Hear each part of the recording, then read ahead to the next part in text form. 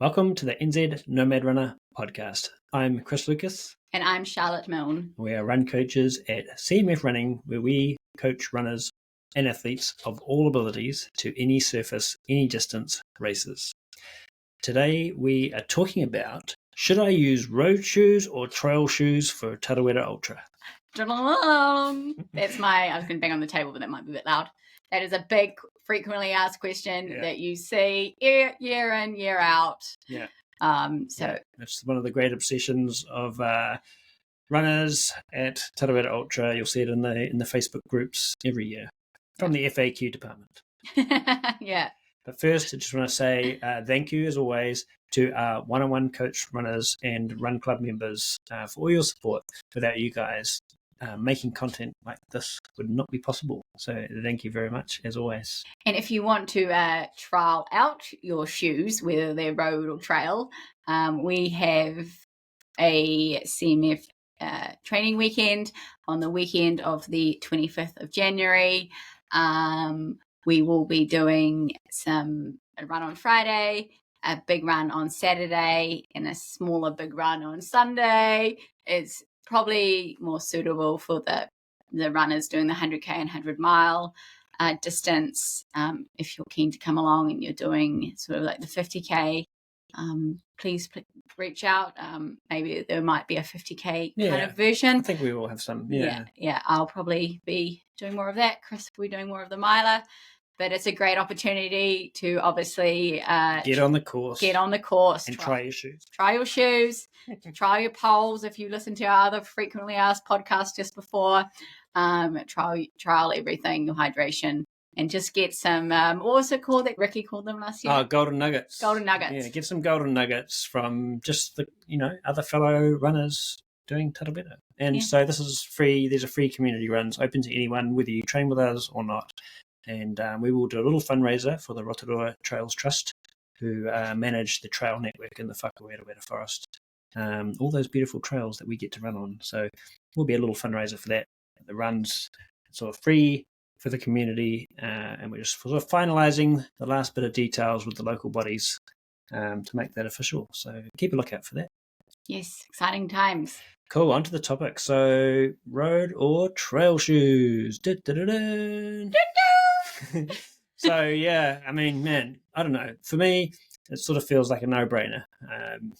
It's all comes back to, what are you training in? As always, you guys get sick of us saying the same messages. And I'm gonna come in and say exactly the same. Yeah. It really does. It just comes back to what you're training in for the most part. So say if you live in Tupō, for example, or you do live in Rotorua, or you just live in an area where the trails drain well and it's undulating and they're fine gravelly sort of tracks, not rocky and all that, then yeah, sweet. You're probably running, you could run if you like to run in a sturdy pair of road shoes on those kind of trail runs, and you're doing that, then sweet. You are going to be all good for doing that at Tarawera Ultra Trail, on the basis that, of course, the weather is going to be all right. It takes quite a bit of rain to turn Tarawera into a mud fest, because it is pumice base in the central North Island there of New Zealand, so it does take a bit. So a little bit of rain tends to be fine. Once you get into the storm or the cyclone sort of thing, which has happened in years and years gone by, we have had very wet years where, you definitely want to be wearing your trailies. Yeah. So, yep. Anything you want to say about that? Yeah, I would just say, like what Chris said, I just, whatever you've trained in, feel the most comfortable in, I would race in those, and don't change your shoes just because Sally's doing road and you're doing trail. Just go with essentially what you've trained in, because on race day that's going to get you the best opportunity to get to the finish line without having too many blisters or no blisters, depending on obviously the distance you're doing. When you're getting into obviously the miler, things can crop up no matter the shoes. But yeah, if you're trained in them and they're good, then on the race day they're going to be good as well, you know. Yeah, and it's just all about being comfortable in your kit and confident that what you've got is tried and tested. And so it's like you get to like 1 and 2 weeks before race day, you don't want to be having thoughts in your mind of like, oh, what shoes am I, you want to be like, oh sweet, I've got all my kit sorted and I know exactly what I'm doing. I know all my fueling things that I'm using because I've simulated everything in training, and I know what fueling works for me. I know what shoes work for me. Blah blah blah, ad infinitum. Yeah. So by then, whereas you don't want to, be like 1 and 2 weeks out from the race of like, oh, I wonder if I need such and such a shoes or whatever. And so yeah, you don't want to be using like 1 and 2 weeks out from race day, using mental bandwidth on like stuff like that. There's enough energy going into the race itself, we don't want to be mindlessly burning up energy kind of thing. So yeah. I suppose like people want to use road shoes because they think that will help them run faster. Is that the mentality?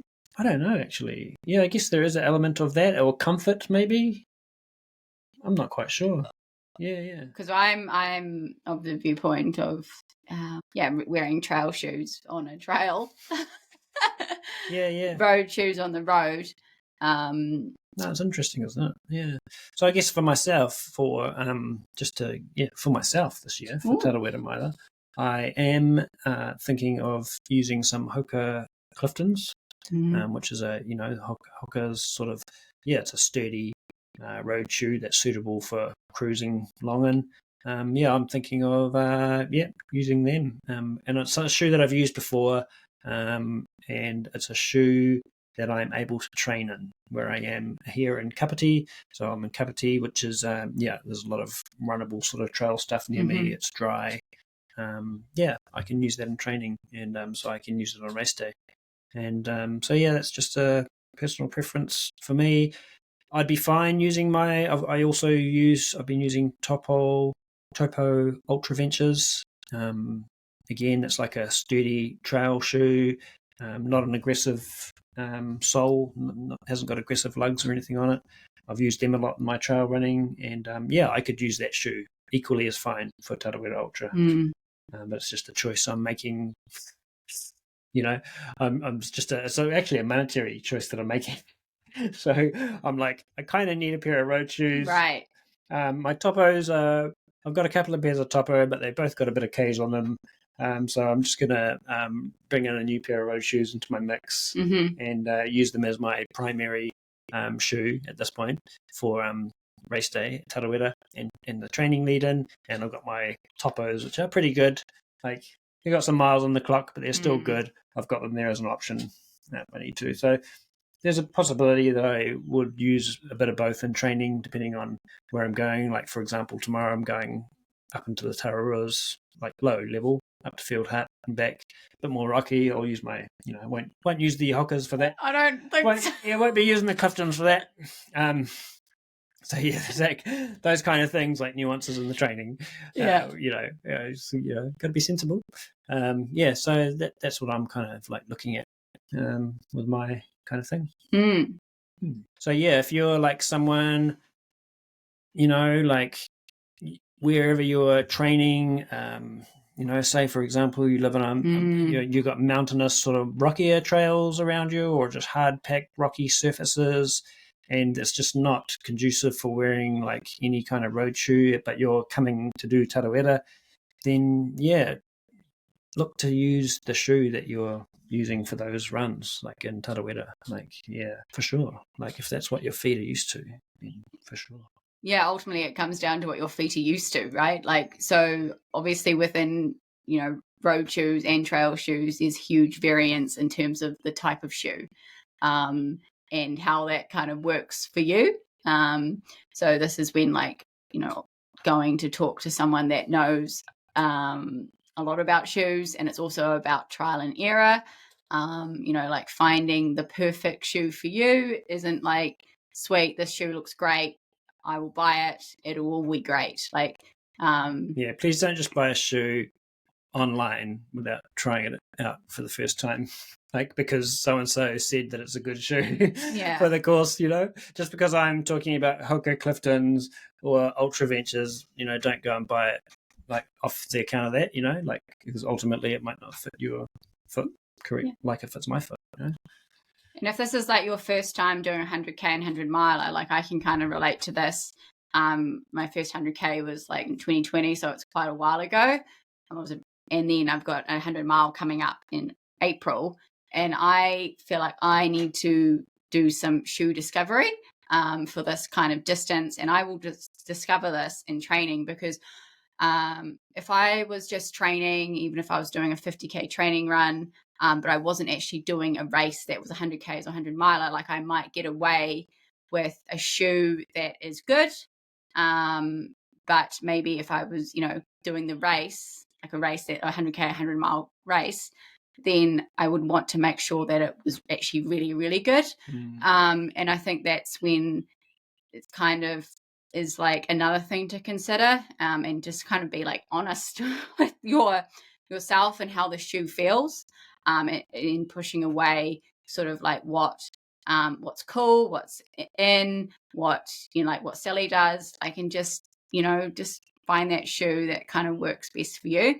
And the only way, again, you're going to find this out is by doing the training and then seeing after the run like how your feet respond. And sometimes it might just be a fact of like taping up your feet before you go for a run and then putting on that shoe, and then it's a pretty sweet like combo.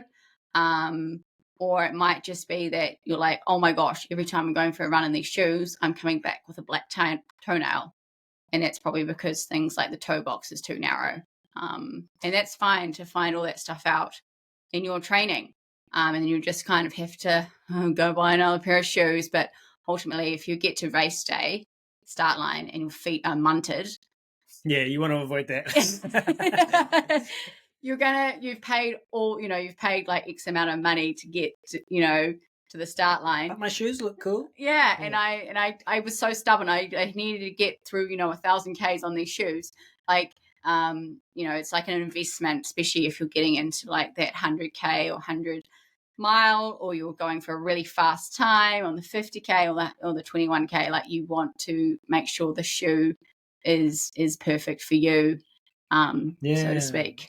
And then so sometimes, I mean, the number one thing that we sort of say, like we said before, is go to a shop. Actually, go to a specialist run store, not Rebel Sports. Sorry, Rebels, but you haven't got specialists who are going to help you. They're not going to fit you. Like, sure, you can grab a pair of shoes off the shelf, but no one's going to fit you or help you.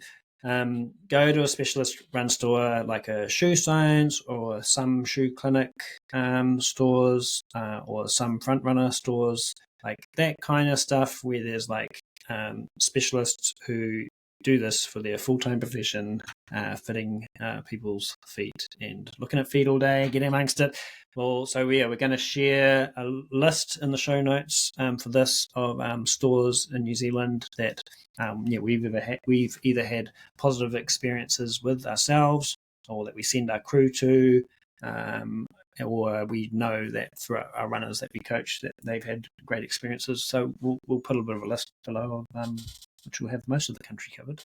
Yeah, cool. Go and get fitted, and that'll minimize any risk, right, of getting a misfit of what you're talking about. So you'll typically, what happens, you go and get fitted, they'll look at your feet, they'll straight away, because we've done work in shoe stores in years gone by, you sort of get to know, like you just see someone's feet, you sort of get a bit of a idea of what kind of runner they are, and you're like, okay, cool, you've got 2 or 3 options here for you. You can kind of present to the runner, right? And then it's up to you, the runner, try on these options, right? And take your time. Like, yes, that's key. Don't go to the shop like when you're in a hurry and you're short on your on lunch time. break. Yeah. Go there with like an hour, like, you've got some time to spare, to give you a bit of time to like process it all and try stuff on.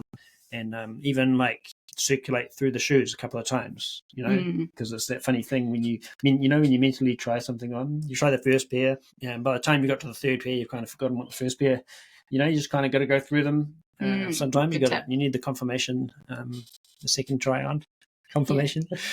So yeah, all that kind of stuff, and ultimately the decision, like there in that setting, comes down to what feels the best on your feet, and just allowing for, I think, just making sure you got enough room. I think some general tips when I'm going to buy shoes or I'm trying shoes for the first time is, have I got enough room in the front of my toes, and just around above my toes, like I like to have a little bit of room, and I don't want it too tight, like running up the side of my foot, that kind of thing. And you don't want your heel like definitely not. You don't want your heel like moving, lifting up and down, that sort of thing. So those are the sort of things that you're looking for. Yeah. What about you? I love a snug fitting shoe. You quite like the low profile kind of shoes, eh? Yeah. I like it, especially around my forefoot and around the sides. And I think I have a slightly wide actually toe box. So my foot's kind of narrow with a wide toe box, so obviously need a bit of wiggle room in the front. And yeah, it's like that thing. I think if your shoe has, the back, and it's been rubbed, and especially if you haven't had the shoe for very long, that means that your heel's like moving up and down when you're running. And that's sort of a sign that either maybe your shoes aren't done up tight enough, or maybe they're not quite the right shoe for you. And whether it's just tweaking how you lace it up, or getting a new pair, but taking kind of like notes of all that kind of stuff could be helpful as well. And yeah, it's kind of like my thing, snug fitting shoe that makes me feel like I am one with the shoe. And then from there, so you've got your shoe, and then from there it's like about using it in training, and then it's sort of like, so it's not to say that the perfect shoe won't give you any problems. So I've got just there's a couple of little areas on my feet where I know that if I'm going to run more than 6 or 8 hours or whatever, or I'm doing a race, a trail race, then I know that I'm going to tape the inside of my big toes, on the inside of my big toes, and I'm going to put a bit of tape on the end of my second toe, because it's my longest toe. Seem to get a bit of rubbing at the front of a shoe. I'm going to do that, and I'm going to put a bit of tape on the top of my foot, actually, to just stop the rubbing on the top. So it's just, that's just quite a universal thing. That's just a thing that's more about me as a runner, less about the shoe kind of thing. Totally. That's just about me taking proactive action to look after my feet, just what I've learned over the years. So that's not to say a little bit of stuff is terrible, or it means it's a bad shoe. It's some of it's just unique to us. Definitely, and you have to. I was just thinking another thing about shoes. A great combo with a shoe is a great sock. Oh yeah, yeah. God, yes. Socks are so important. Yeah. I'll change my socks before I change shoes, in a ultra. Definitely. Sure. Yeah. Yeah, and it's just it just creates a lot more comfort and protection of your foot from the barrier of the friction. And so invest in a good sock as well as a good shoe, and that's obviously good socks at your local good shoe realtor as well. And another good tip is don't buy a pair of socks in race week, a brand new pair, and then wear them. Yeah, you quite possibly will get blisters. Yeah, definitely know of a few runners. Kim actually did it. So me and Kim, because we were here last year, or earlier this year, for Faultline Ultra Training, and I bought a new pair of Drymax, because I like those socks. And Kim was like, "Oh, I want a pair of Drymax." Yeah. So she got a pair, and she got quite a big blister on the bottom of her feet. Never had blister ever before. And I know I've had other runners as well, in brand new socks, because I think it must be just chemical processes, right, or whatever that they've gone through that are sort of not been washed off yet. So definitely, if you're going to get new socks, it's the same with shoes, right? You don't want to buy a pair of new shoes, even if it's a pair that you are used to. Yeah, definitely. You know that you're a repeat purchase of the same thing. You don't want to be like chucking those on brand new on race day or the week of. You know, I think it's good a couple of weeks at least before, get a couple of runs, like get a few runs in them. Same with the socks. Like wear them, wash them a couple of times, you're ready to go. You know. Yeah. So with your shoes, like you kind of notice when it's new, your foot almost feels like it's sitting on top of the shoe bed, and then it takes a couple of runs to your the foam, the sole of your foot to imprint the shoe bed, and therefore it actually fits a little bit better. And so that's why it's important not to, one of the reasons why it's important not to buy new shoes on race week. So it's I suppose it's that fine line between not having old shoes, because again, that will cause problems if you've done like 100 million kilometers on them, and having a shoe that's done like your 5K shakeout run the day before. Oh man, 1 year at Tarawera, someone I knew, this is years back actually, 2018 or something, and someone like brought a pair of new shoes at the expo. They brought some Hokas at the expo, never worn before this particular model, and chucked them on the race day, and they DNF'd. Yeah. Holy moly, that's quite the story. Yeah. Not uncommon though. I think people do these kind of things. Yeah. So just don't do that kind of thing. Save the shoes for the next race if you're going to buy them on the expo. I couldn't believe it. It was amazing. It was a wet year, that one, 2018. Oof. Was that one? Yeah. So just being sensible with that kind of stuff. So does that answer the road or trail shoe? You did say something about the trail shoe and not having ones that had too heavier lugs. Yes. So you don't need, even if it is a trail shoe and you are with that scale of trail shoe, it's probably not necessary that you need a full on lugs. Yeah, you don't need an aggressive sole with grunty lugs for rocks or anything like that. Just a light trail shoe. So a few examples of trail shoes that we're talking about that are that lighter, less aggressive soles would be something like the Speed Goats. I see a lot of Speed Goats at Tarawera, the Hoka Speed Goats or the Hoka ATRs, all terrain.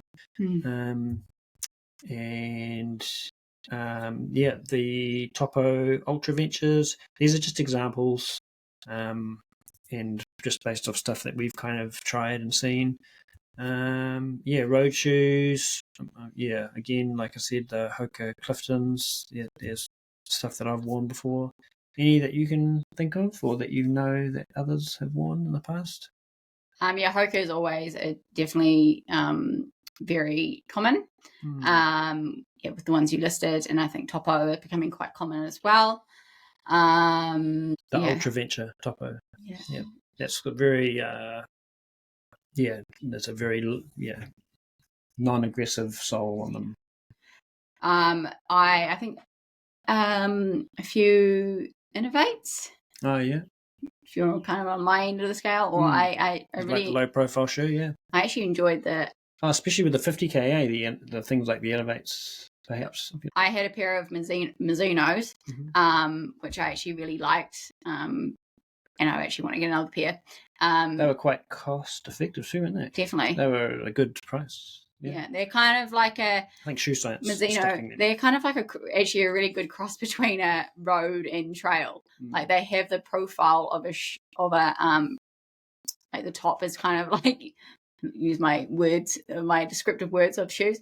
The top is kind of like a road shoe, and then the tread is like a very light trail, and so it feels very snug on your foot. And you wouldn't wear that for like a mile or 100K though, eh? Yeah, this is like a 50K shoe or a 21K. This is where I was talking about, like, I'm going to have to find a shoe that's going to suit me. You need to find a plotter.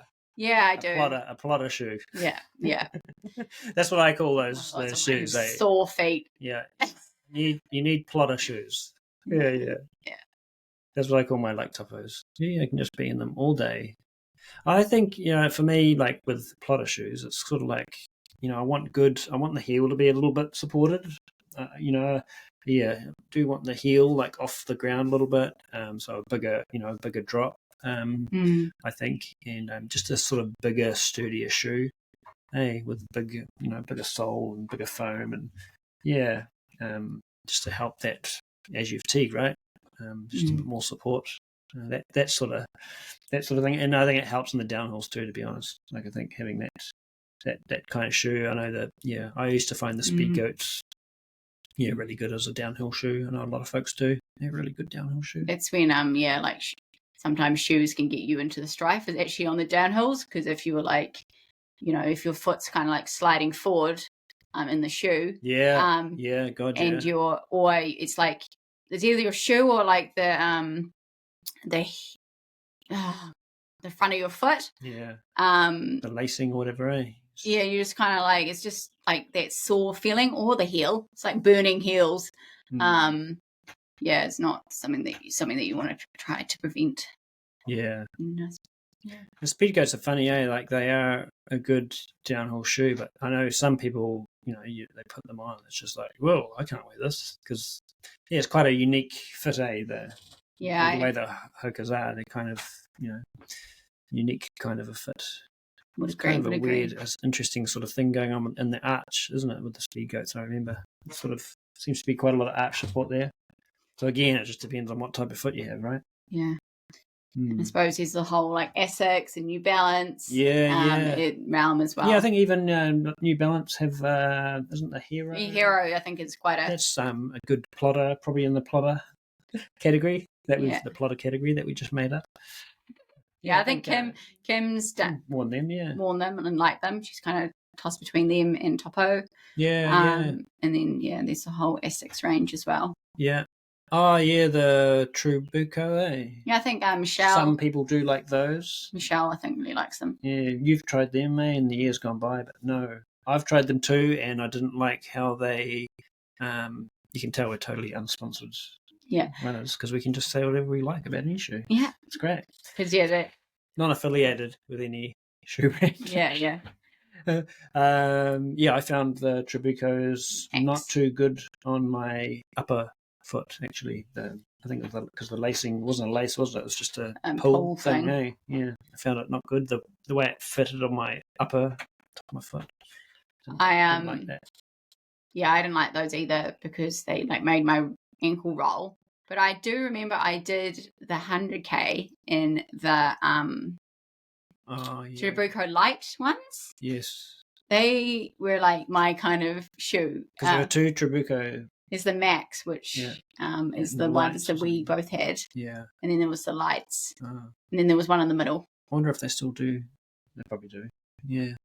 Well, I'll just have to go. But Michelle likes, or used to anyway. She manages the Shoe Science Mount Eden store. Plug for Michelle. She's very good on the trail. Yeah. Trail shoes. Yeah. What you might need. Good range there too. But she liked those ones. She used to run in them quite a lot. Yeah. So again, it's just about your foot, what works on your feet. So we've kind of gone a little bit off topic, maybe. Sort of ended up being a bit of a generalized what's a good shoe for my feet. But I think it's kind of like what it is, really, essentially. Or how I see it is. I think we've helped answer the question. I mean, we could title this podcast "Road or Trail Shoe for Tarawera," or it could be titled "Best Shoe for You." What's the best shoe for Tarawera Ultra? And so we've given you a few ideas there, or a few shoe types ideas, and in terms of the road or trail shoe, like we sort of said, it just comes down to what you're sort of training on, really, in your area. Yes, ultimately, doesn't it? Yeah. And what fits your foot the best, and get fitted. Please don't be that guy or girl that goes and gets fitted with a specialist in a store and then goes online and buys them.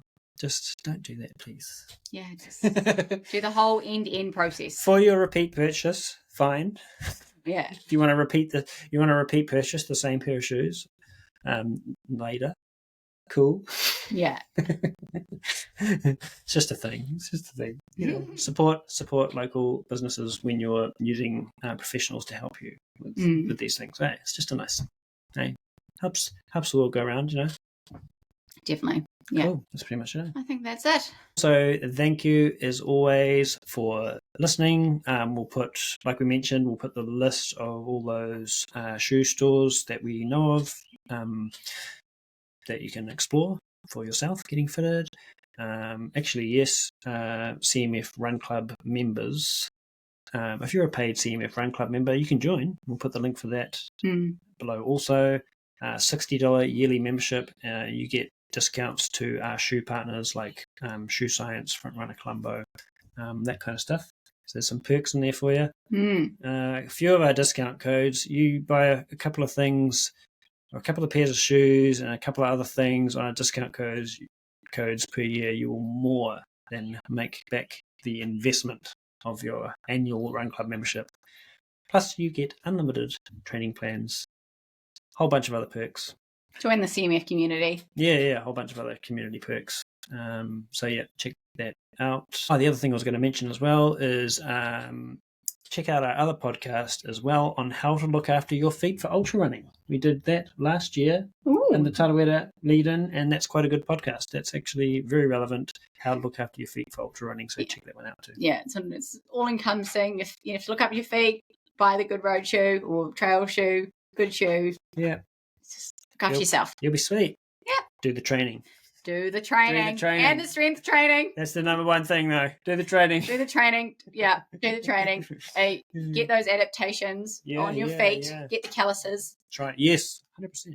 Yeah. Try everything in training that you intend to do on race day. Yeah. And reach out to us for any help with anything. Cool. Catch you in the next one. See ya. See ya.